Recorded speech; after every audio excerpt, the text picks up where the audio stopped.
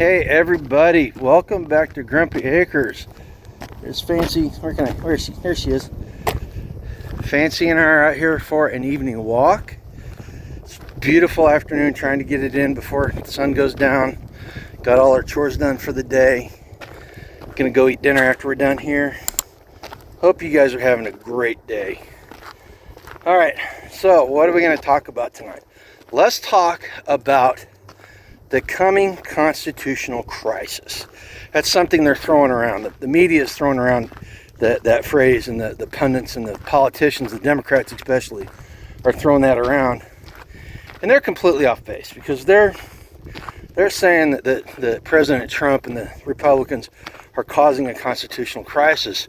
And as usual, they're 180 degrees out of phase with reality. Truth is, it's the liberals and the Democrats that are pushing us towards this constitutional crisis. And I know most of you guys follow the news, so you see all these judges making these rulings and overstepping their bounds. And the ones that people like pointing at, the rulings they like pointing at are judges that say, like the one recently that just literally told the executive branch to turn planes that were in the air taking illegal aliens back to Venezuela, gang members, back to Venezuela, told them to turn around and bring them back to the United States. All right, yeah, that's a judge overstepping his bounds. All right. What was it? Mississippi versus Johnson in 1876, 79, I think it was. Now, I'm no legal expert, but this is my understanding of the situation. So this ruling by the Supreme Court basically said that judges cannot dictate how the executive branch runs its how the president runs the executive branch, basically. And from my understanding, it's pretty cut and dried, straightforward. And the Supreme Court needs to get out in front of what's going on and reaffirm this. If they don't, if they decide to vote against it, like they have in a couple times, vote against the Constitution, Amy Coney Barrett has been a real disappointment, and so has Judge Roberts. But hey, that's another story. But if they don't reaffirm that, then we're definitely in a constitutional crisis. But here's the ones. This is the one that, in my opinion, is worse than those judges. The judges that make those types of decisions. So there's a judge out of he was a Clinton appointed judge. His name's Alsup or something like that. Anyway, so he told the executive branch that they must rehire all these probationary employees that the government had, and he just, was it yesterday, day before, he came down and said that they're in contempt of his ruling and in contempt of the court because they hadn't done it yet. So here's why this one is more egregious than all the other ones put together. So we've already got the case of Mississippi versus Johnson. All right. So now this judge has stepped in and told the executive branch how it must deal with employees. Now, being a civil servant worker, working for the DOD like I did for a while, I know that there's a board. It was started in the 70s, 78, 79, I think. But anyway, it's called the Civil Servant Merit Board. And basically what it's for is adjudicating things like this, firings that the worker feels are unfair and unwarranted. All right, so we've had 4 judges rule on these things in separate occasions, separate incidences so far.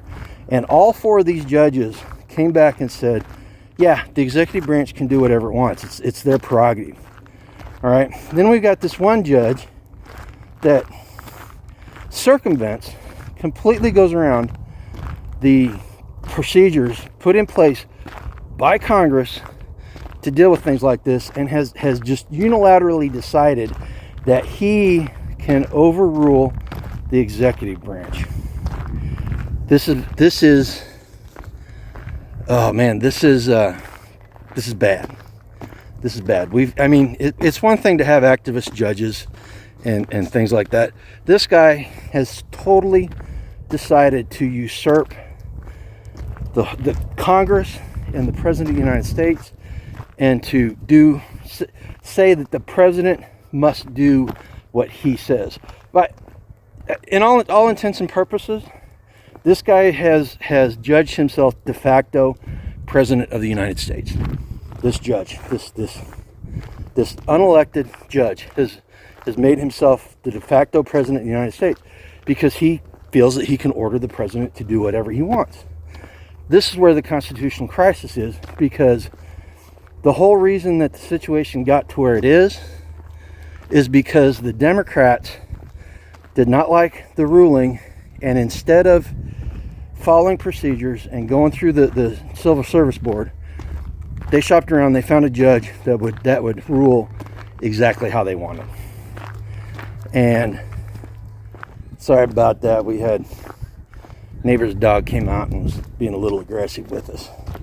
Okay, as I was saying, so this is bad. This is bad. We got a judiciary that's out of control. We've got one political party who is at 29% approval rating right now, shopping around for activist judges to rule in their favor.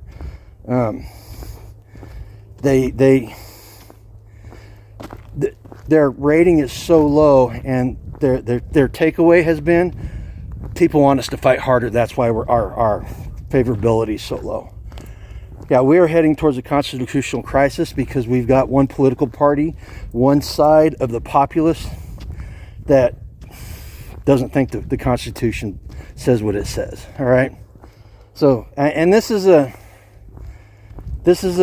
more you know moment. All right. This is not going to affect us personally. It's not going to affect us here on the ground level that much until it comes to the point where things go kinetic, and they very possibly could. I mean, what are you going to do? What are you going to do? How are you going to react if the president is assassinated, or something just as bad happens from people inside the country? All right. Sorry about that. Had another side-by-side go by. That's the second walk in a row we've had one of these things go by that literally costs as much as the first house I bought in 95. The first house we bought. It's crazy, people that got that kind of money. Of course, be honest, if I had that kind of money, I'd probably buy one too. But anyway, so this is how we do it. We do that. You want to help the channel?